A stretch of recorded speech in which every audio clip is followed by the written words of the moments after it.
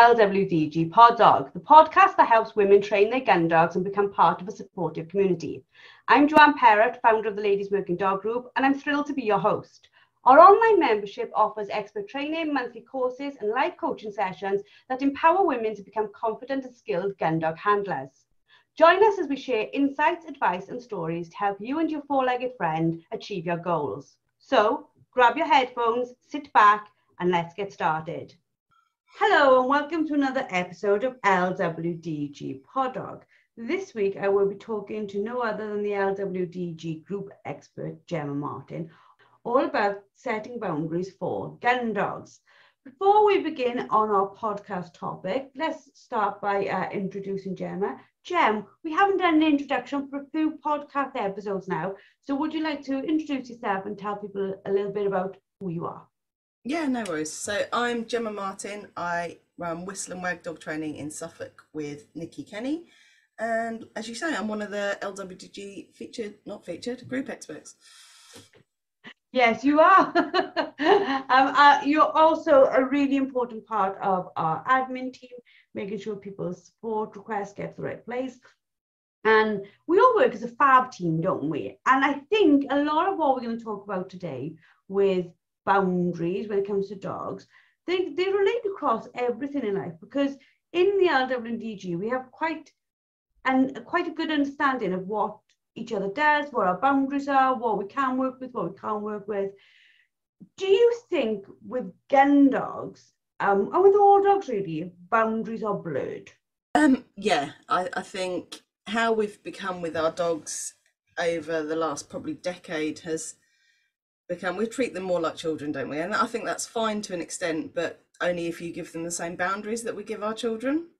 Gun dogs in particular, I think it's more and more common now that obviously the dogs are living in the house. You've got yours in the house now, haven't you?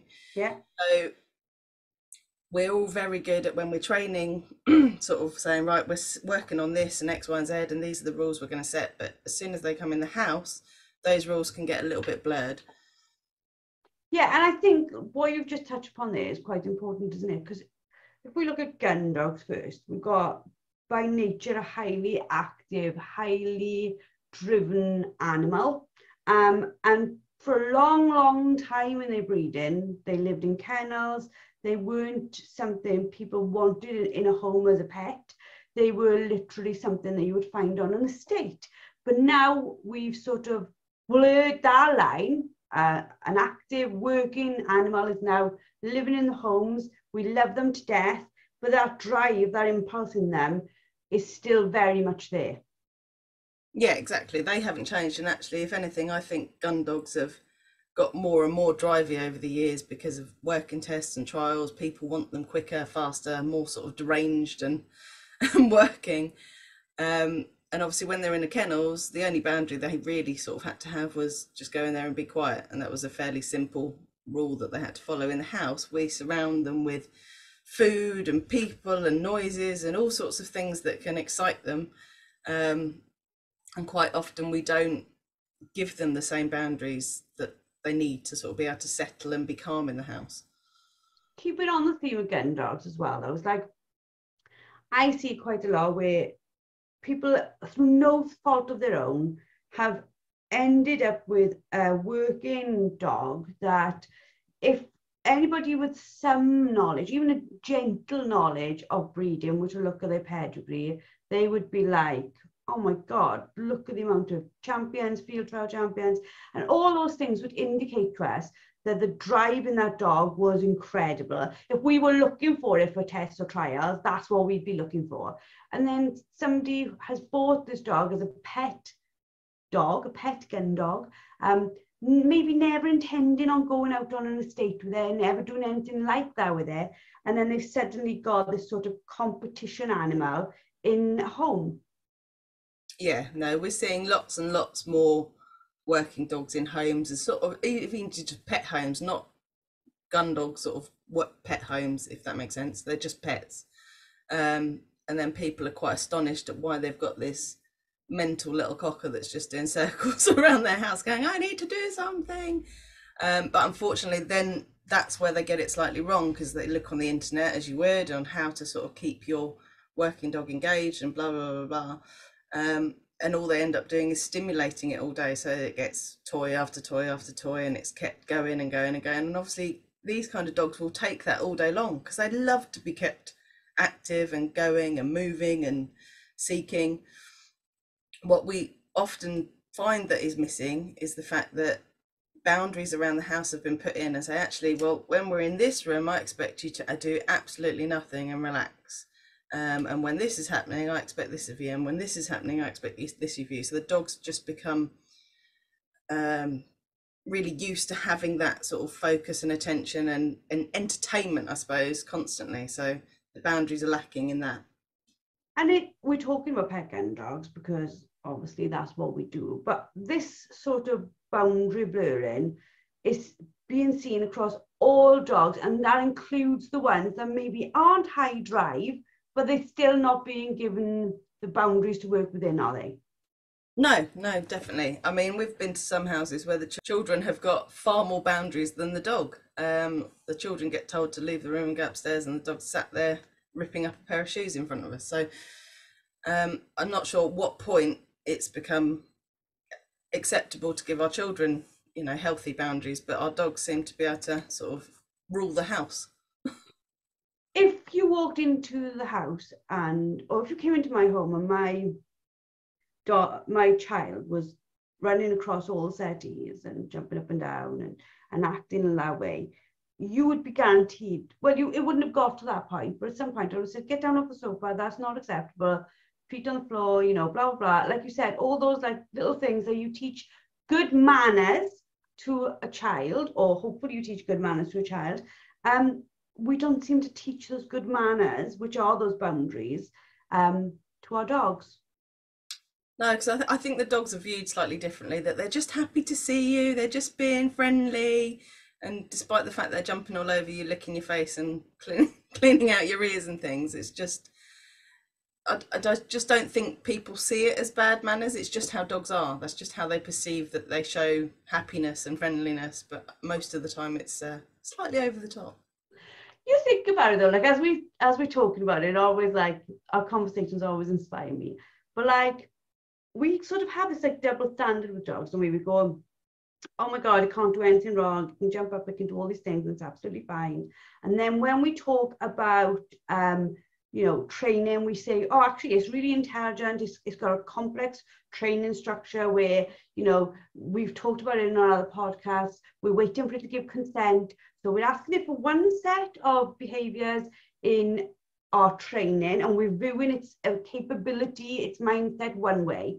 And then we go back into the house when it's acting like a total idiot, and we go, oh, that's fine because it's just a dog. Yeah, and that's where we sort of see these blurred boundaries, because people are really good with their training. They'll go out and they'll do their recalls and their sit stays, and they'll sit somewhere and give it a bit of patience, blah, blah, blah, blah, blah. And then as soon as you get home, it's like a bit of a free-for-all sometimes.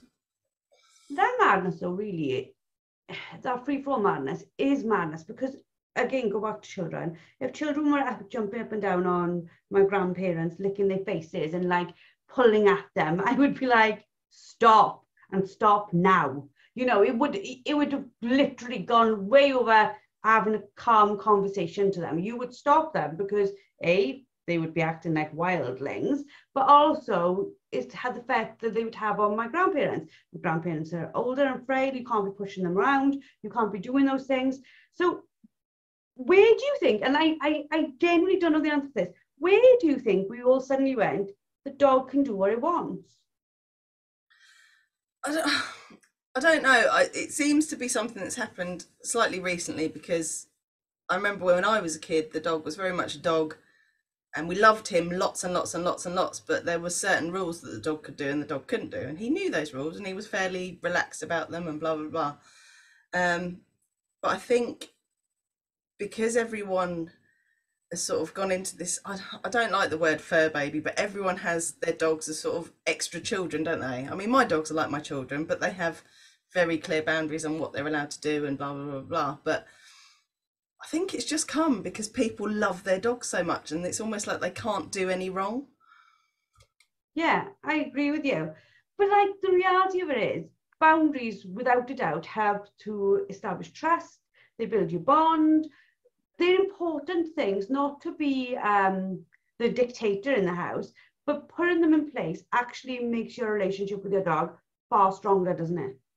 Yeah, definitely. And if you are training your dog to do other things, if you can keep that sort of the boundaries in the house and keep that training moving forward every single day, your bond when you go out and your relationship when you go out will be far greater, because your dog will, it's not a respect kind of thing, because I don't want to go into that whole sort of alpha dominance thing, because it's not about that. It's about having that mutual respect between you, and your dog sort of listens and goes, oh, okay, so that's the rule in here, and you go, yeah, and then we can live nicely together and it's all cool. And the boundaries that we're talking about don't have to be like, you know, I expect you to go in your crate all day long, but it's just little things like, actually, when I'm working, I expect you to settle nicely, and if you're settling nicely, I might even give you a chew. And like when I'm cooking, I expect you out the kitchen. It's just little things that we can sort of take forward that build that dog's self-control, not only at home, that you can then transpire to outside as well. And if we talk about like the things you've just mentioned there, those boundaries, a lot of these boundaries are about safety in some ways, aren't they? Like, go out of the kitchen when I'm cooking because I don't want to drop things on you. I don't want to trip over you. Or when I'm working, just settle so that I know that you're comfortable and you're safe. I can do my work. You can just chill out, and then we'll go out and do something else. They're almost a safety / healthy living type of boundary. Yeah, exactly. It's no different to you teaching your toddler that actually the oven is really dangerous because it's really hot and you could hurt yourself.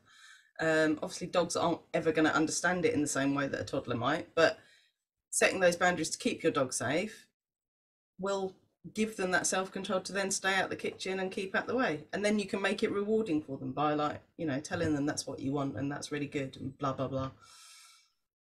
Do you think as well, though, like when we take these boundaries outside, then, like you just said, like the toddler and the oven, you wouldn't allow a toddler to run crazily up to other toddlers or other human beings and jump all over them and lick them. Again, you'd go, steady up now, kid. That's not the way we behave when we're outside. Our dogs, we seem to go, oh, I can't do anything about this. But if it was a toddler, you would make sure you could do something about this. So did your toddlers go and lick people, Joe? That was weird. No, I would stop them. But you know, you think about it. If they're like, a toddler is almost like a little bit like a working gun dog, isn't it? It's that little crazy ball of energy that just wants to run and climb and do all these things. And you spend a lot of time with high energy children trying to stop them doing crazy things. We don't seem to see so much of that when you've got a high energy gun dog trying to do crazy things.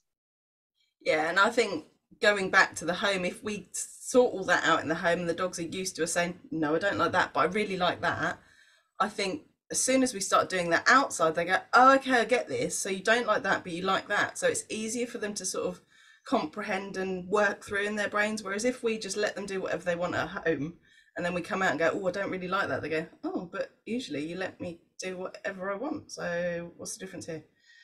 And it's just that consistency and being fair to our dogs, I suppose. I suppose if we're not consistent at home and then we expect them to do a different thing outside, that's not fair. They don't understand why the rules have changed and why we've changed. A lot of us struggle, and it is like a daily conversation in our groups. It's probably a daily, like, or a weekly point in podcasts, is our abilities or inabilities now to take our dogs to public places. Like you and I were talking about this week, we purposefully seek out now, we can't take them to the places we used to take them before. We purposefully seek out places that are absolutely remote to walk our dogs, in hope that we will not come across a dog with no boundaries. So even though we talk about a lot of things in the podcast, like lightheartedly and in an informative way, this lack of consistency, this lack of boundaries is causing a UK-wide problem, isn't it? Yeah, definitely. And like you say, we both said that we don't go to places that there's loads of people now because we're bored of being bombed by these friendly dogs. And I know we spoke about it at length with Sam about Is your dog friendly? No, sorry, don't worry, my dog's friendly. And I think it is one of those problems that's going to get worse and worse and worse, and it probably won't be too long before the government have to step in and do something saying, well, actually dogs aren't allowed off in X, Y and Z. And our number of places to walk our dogs and do things with our dogs will get considerably less, because there's going to be more happening with dogs that have knocked people over, that have injured people, that have caused accidents, all sorts of things. So it's not just a case of us being, you need your dog to have boundaries. It's a safety thing, and it's a public sort of interest thing as well. I also think as well, as like we go into spring, farmers understandably start to get really worried about dogs in places that there's sheep there, they worry sheep. And these dogs who haven't got boundaries, and I'm sure most of the people listening to this are like, well, no, my dog does have boundaries, because we know our clients, and I'm definitely sure that they are there and their boundaries there. But when these little crazy dogs with no boundaries or very little boundaries then go into a field full of sheep and lamb, it's a whole different ball game again, isn't it? Yeah, exactly. If they've never been told that they can't chase anything or do anything, they're like, of course it's going to be free game, isn't it? It's like, woohoo, that fluffy thing's running, so I'm going to run. And I know that my dogs are fairly all right with sheep, and I will still put them on the lead in sheep fields and cow fields and whatever, because it's just not worth the risk. They're not robots. You don't know what's going to sort of trigger them on a daily basis. They might see a lamb move in a special way that they think, oh, we've never seen one do that before. So yeah, I think it is down to us as owners to enforce those boundaries, even if it's as simple as putting those dogs on a lead. And I think boundaries are a very sort of personal preference. Obviously, there's things that everyone would like their dogs to do, like threshold boundaries. So you open the door, dog doesn't run out, people come in your house, dog doesn't jump up at them.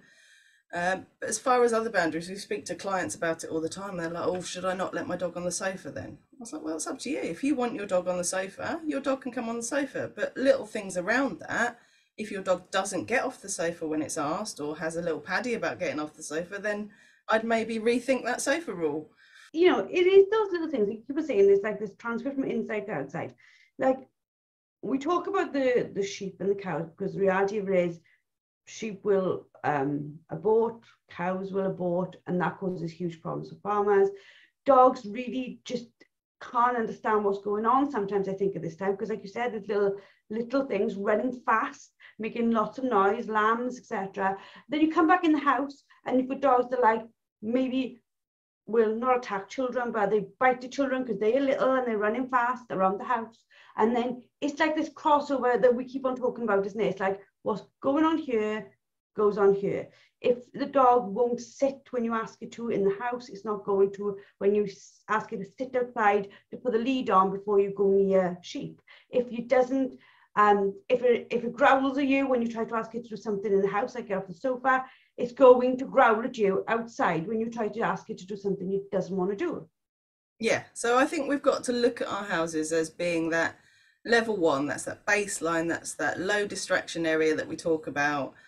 And if they can't respond to our simple sort of cues and commands inside in a sort of really easy fashion, and we're not asking them to do anything major, just, you know, sit on your bed or get out the kitchen, or all those little things that add up to sort of their daily learning, I suppose. If they can't do those in the house, how are we ever going to expect them to recall from something, or leave that dog alone, or I don't know, do a multitude of things outside when we know that there's 80% of things that they don't listen to us inside?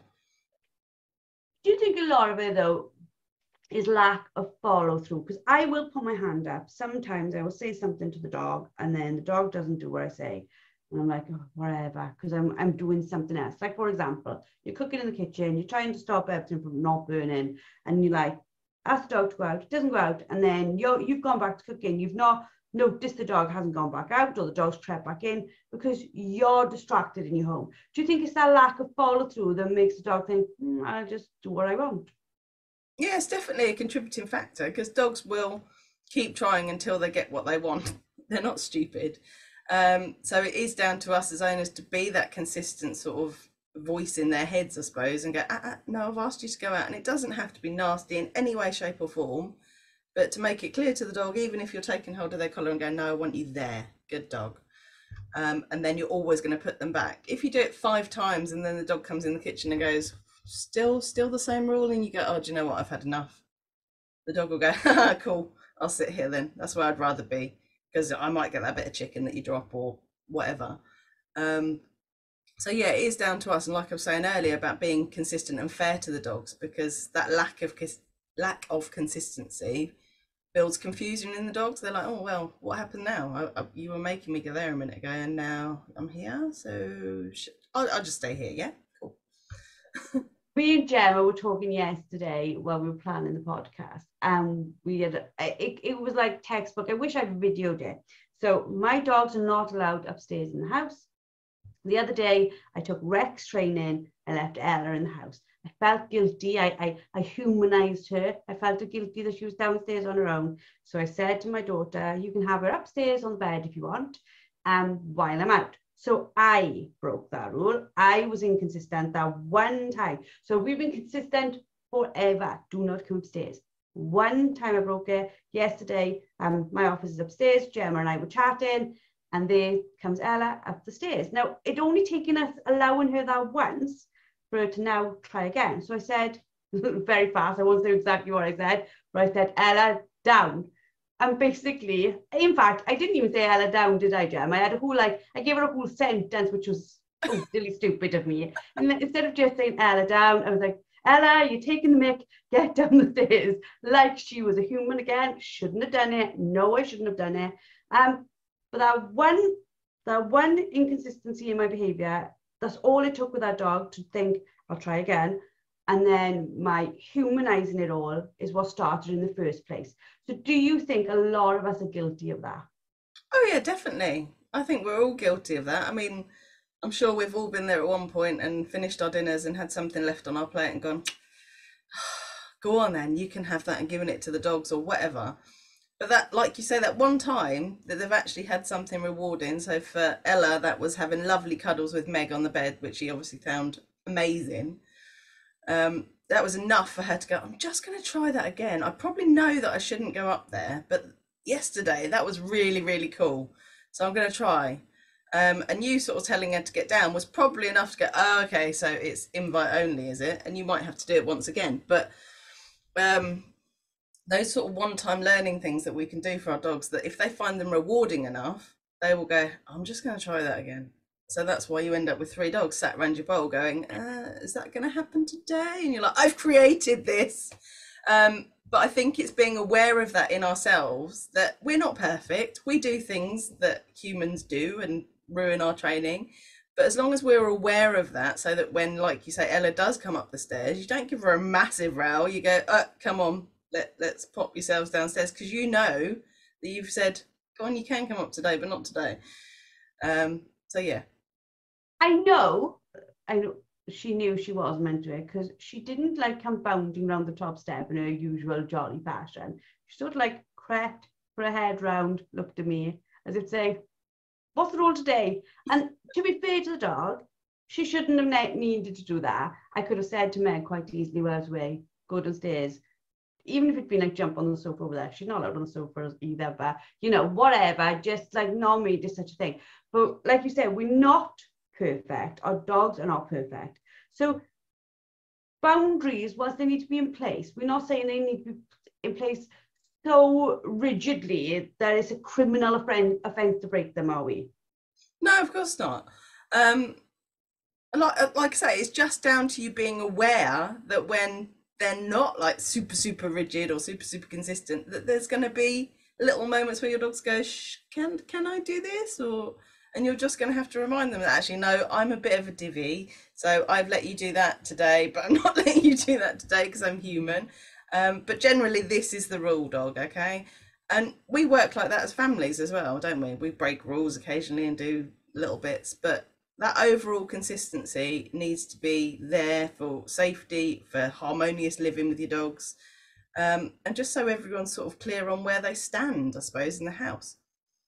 When you've taken on board a gun dog for competition, for tests, for trials, or for working on an estate, and you want to do it at, at a high level, you have to be a bit more rigid then, though, because it's a little bit like having I don't know, a competitive swimmer. You can't have a competitive swimmer and then say to them, well, today you've only got to do one lap. Don't worry about the rest, because that's not important. Because the competition is what the competition is. And you can't say to a dog on a stage, oh, it's okay if you yap today, but not tomorrow. Because those are almost boundaries that can't be broken if you want to do things at that level. Yeah. No, exactly. So just the little things, I've asked my dog to sit, so I'm not going to ignore the fact that it hasn't sat. I'm going to say, oh, have you just remembered that I've asked you to sit in there? Oh, sorry. Which is probably why you see the majority of sort of high level field trialers and things, they still live in kennels, because there's that easy boundary to keep for their handlers and stuff. There's probably not as many that live in homes with families and stuff, because the rules are that much harder to sort of keep in place, because there's not only you, there's your family, there's your kids that might sort of do the odd bit with them that maybe skews your training a bit. So yeah, I always speak to my clients and say, look, as a family, you need to sit down and discuss what the rules for this dog are. And they're going to be rules that are specific to your family and what you want this dog to do, but you're all going to have to be consistent with it, because otherwise it's really unfair on the dog that dad comes home and expects this, and then the kids come home and do this with the dog. So yeah. The good thing, I think, though, about boundaries, for people listening going, oh my God, my dog's got like half the boundaries it should have. Sometimes it's in, sometimes it's out. Is the fact that if you're really consistent for a long enough time, especially if you've got a pup or a young dog, after a certain amount of time, it becomes almost such a habit for them that you don't really need to keep on reinforcing, because the dog will see your behavior as a cue for their behavior. So for example, you'll go and cook in the kitchen, it won't try to come in the kitchen because it already knows that rule exists. Yeah, exactly. So putting rules in or boundaries in as a puppy is the perfect, because they never know that it can be any different. So out of my 3 dogs, I've probably had the most boundaries with the youngest. So as soon as I start cooking, she pops herself over the threshold into the living room and sits there. The other 2 will always give it a little go. They'll go, shall I? Okay, no. And they know that they're not supposed to be in the kitchen, but they will try it far more than she will, because she's always had that boundary and it's been in place as long as she knows. Do you think as well, though, like, you know, you're talking about the youngest, she's the dog you had the most recently. If you're on your first dog, or even your second, you're still learning yourself. So a lot of this stuff is woolly. By the time you got your third, you're like, right, I know what mistakes not to make because I've made them. So you can be far better as a dog trainer. Do you think that's the changes you see as you go through dogs? Yeah, definitely. I think every dog will teach you something. And it's taking note of those as you go through your sort of training journey and going, right, I know I've got that little bit off with this dog. I'll work on it. But if I ever do training with another dog, I'm going to do X, Y, and Z. So by the time you've got your 10th dog, it's going to be this perfect little dog that never does anything wrong. I also think it comes down to, like we talk about it as well, about biddability. Is that a word? I think it is. But how biddable the dog is. Like I almost find that some dogs, you give them the boundaries and they're like, yeah, okay, I'll work within them. That's absolutely cool with me. We're fine. And then other dogs, you give them exactly the same boundary in exactly the same way, and they are like, I don't agree with you. I'm going to have another go. And you've got to be ready for that. It keeps on going back to what you just said, doesn't it? It's the dog in front of you. Yeah, definitely. And luckily for us, with gun dogs, they're breeding them more and more and more what I would call soft dogs, so that you only need to sort of raise your eyebrow at them and they go, oh yeah, okay, roger that, got that. But yeah, you do get those ones that are like, why though? Why are we doing this? Are you sure?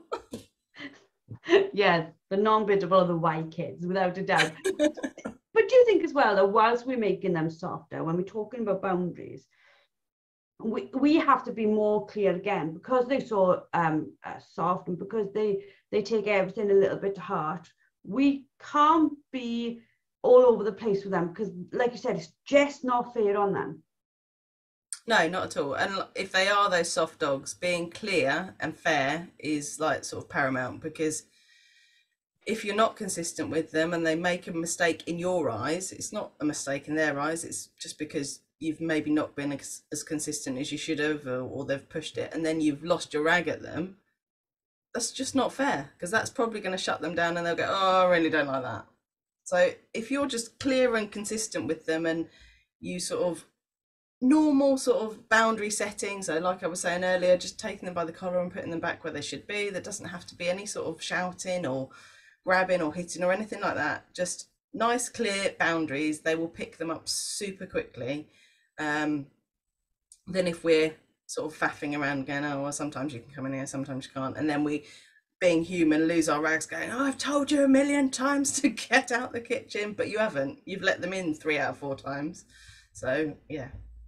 And that, you know, they're losing our, not losing our tempers, but getting frustrated, going from totally okay with it, completely ignoring what they're doing wrong whilst they bounce on the settee, to, oi, get down. Like, that huge difference in our behaviour must be a bit of a shock to a dog.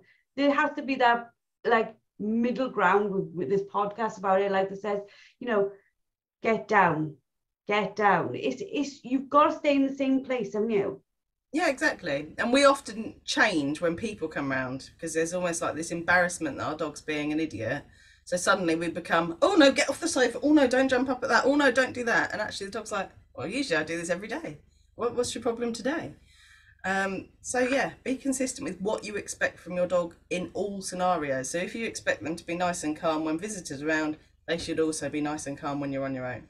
For lots of people listening to this and probably giggling and can almost put their hand up and say, that's me, I'm not really good on the boundaries.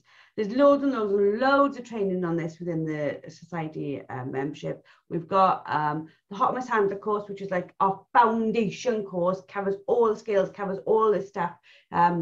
You'd absolutely love it. If you haven't done it, please go to it. It is like the best course for starting out, without a doubt. 9 amazing experts all coming together to give you everything you need to train your dog. But there's also ones that we've done, like positive reinforcement, well, there's millions, over 50 odd courses now for you to dig through. What do you think, though? Like, we've covered some of the common mistakes to avoid when training. So maybe something like, I don't know, letting them carry things around the house and not giving them to you. Yeah, so if you've got a dog that's going to be retrieving, our general rule with clients is, if it picks something up in the house, even if they shouldn't have it, you're going to treat that like it's an amazing retrieve and say, oh my goodness, what have you got? Thank you very much.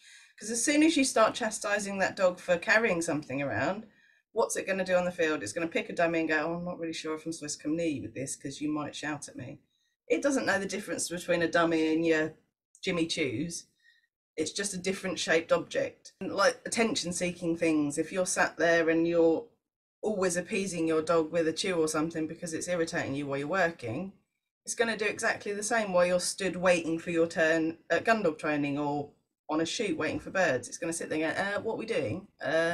This is really boring. And you'll get squeaking and you'll get pulling around and all sorts of behaviours that maybe you don't want, because you've never taught your dog that actually we can just sit here and do nothing. You don't have to be entertained all the time. So they definitely transfer from the house to the outside. So be aware. Be aware, yeah. Big signs for us all. And for this, we're covering this in patterns of behaviour, which is very much what you need to understand in order to understand the boundaries that you're putting in place. And we did one last month, which was, oh my God, Jen, why can't I remember? What are you talking about? Masterclass? Yeah, it was last month's masterclass. It was learning theory.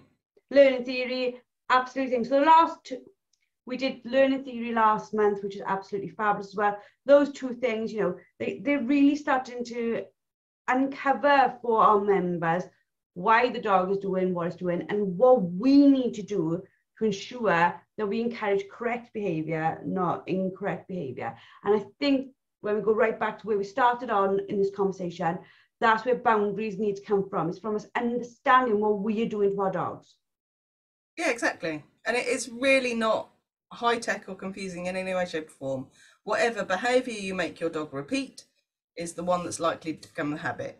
If you are really inconsistent with that behaviour, and sometimes they do it, sometimes they don't, sometimes they do something else, that will never become a habit. They'll just try all of them. And that's when we get frustrated. If you're listening to this and you're thinking, right, how can I establish clear communications and boundaries with my gun dogs? Make sure you go and watch this month's masterclass. Make sure you're ready for next month's masterclass so that you've got all that in there.